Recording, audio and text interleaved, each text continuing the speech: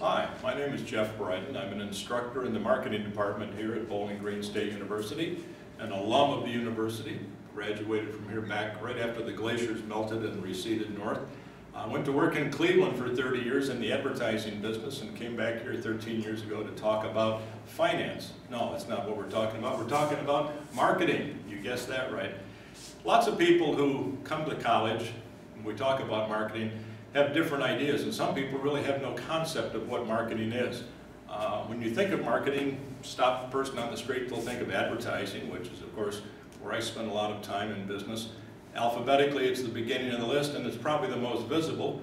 People might think of marketing like supermarketing and things like that, but I want to give you just a little bit of overview today of what we mean by marketing, how business works with marketing, and why marketing is very important to the concept of business. And without marketing, we really wouldn't have much of an economy.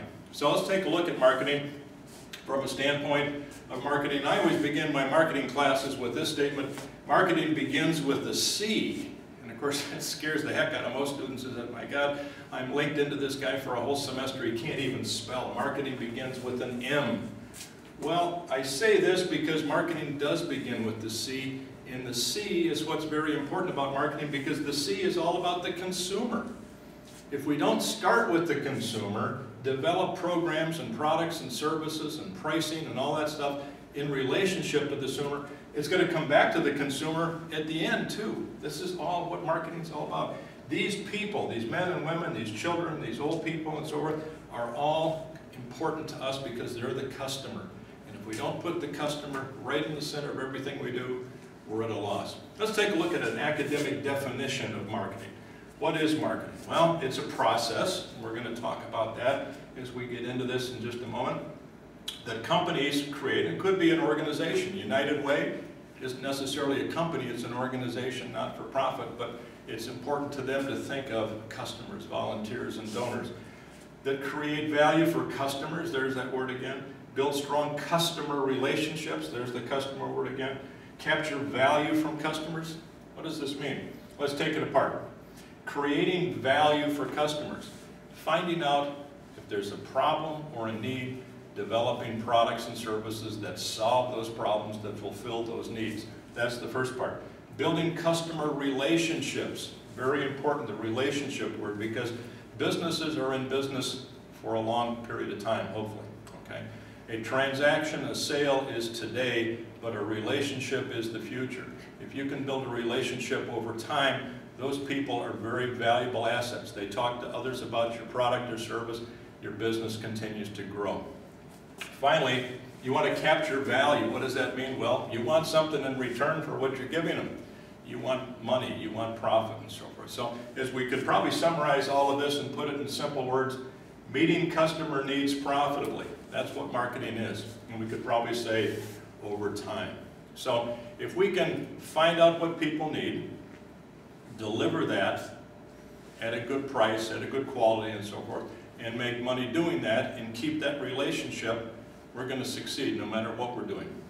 So we don't start with what products we like to make. That doesn't make any difference. If I want to make pencils, and I can make the best pencil in the world, if the customer doesn't want pencils, I'm out of business. They might want ballpoint pens, they might want magic markers and so forth. So finding out the customer need and then fulfilling that need, solving that problem, that's where we're going to go to make profit.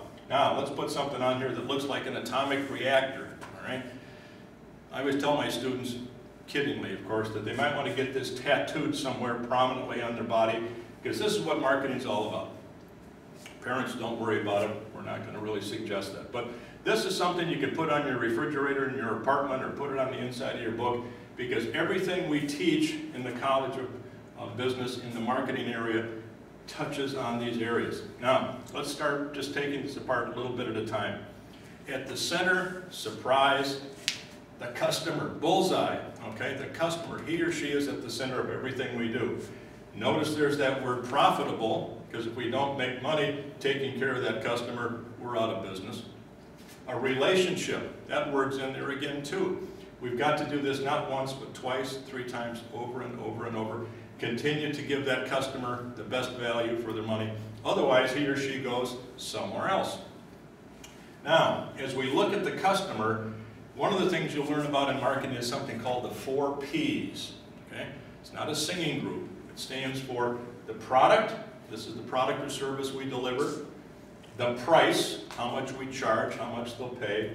The promotion, advertising, coupons, rebates, things like that. And the place, the distribution, how our people can get to our product. Is it direct through the internet? Is it at retail stores and so forth? Those are the 4 Ps. Now, to get to those 4 Ps and have those impact on the product, on the profitable customer relationship, we need to look at the market.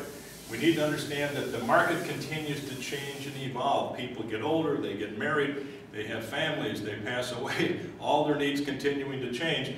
And as we look at the market, we have to understand that markets can be broken down into segments. Not everybody has the same need. Old people have different needs than young people. People on the West Coast need different things than people on the East Coast. College students need different things than their parents. So we look at markets, we break them into segments, okay? And then we're going to start looking at targets, because not all segments are equally important to us. So we'll pick targets. Maybe our targets are college students. And then we look at how we position. This is a very important P here, the 5th P, the position P. The mental image people have of our product relative to the competition, okay?